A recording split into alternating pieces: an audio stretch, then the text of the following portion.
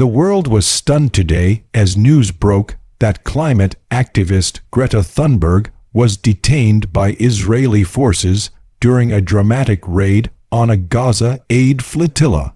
This wasn't just an ordinary interception at sea. It was a high-stakes military operation that immediately drew global outrage. Imagine the image: heavily armed Israeli naval commandos boarding small humanitarian vessels carrying activists, journalists, and aid workers. And among them, one of the world's most recognizable young voices for justice, Greta Thunberg. The symbolism is powerful, the reaction explosive. Welcome back to my channel. What makes this incident different from countless other flotilla seizures is the global spotlight. When the Israeli Navy deployed fast attack patrol boats, electronic jamming systems, and drone surveillance to block the flotilla, it wasn't only about preventing supplies from reaching Gaza. It was also about demonstrating technological dominance and maintaining control over the maritime siege. But that dominance comes at a steep cost. Images and reports of Thunberg being led away in custody have already sparked international protests, pushing the Israeli-Palestinian conflict back onto front pages and social feeds worldwide. For Israel, this is not just about national security. It's a calculated message of strength. For the world, it raises deeper questions. The detention of Greta Thunberg has sent shockwaves far beyond the Middle East.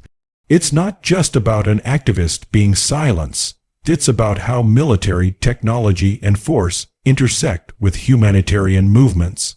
Israeli naval forces used advanced radar tracking and satellite-linked communication to shadow the flotilla before the interception. Drones circled overhead, broadcasting live feeds to command centers, ensuring that no movement went unseen. For the Israeli military, this was a demonstration of precision control, a show of how modern technology can dominate even the smallest humanitarian mission at sea. But in the court of global opinion, the optics are devastating. Greta Thunberg represents a generation that demands accountability, justice, and human rights. Her image in handcuffs, facing heavily armed soldiers, is more than just a headline. It's a symbol of how raw military might collides with youthful defiance. World leaders are already being pressured to respond, with calls for independent investigations and renewed debates on the legality of Israel's naval blockade of Gaza. The raid wasn't just about halting aid supplies.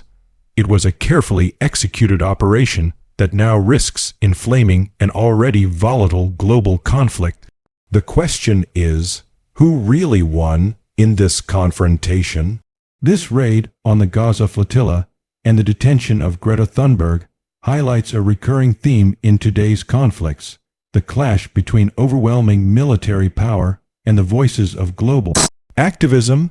Israeli forces, equipped with cutting-edge naval systems, cyber defense units, and intelligence coordination, proved once again how technology can enforce territorial control. Yet, despite all the hardware, all the firepower, the narrative is slipping beyond their grasp.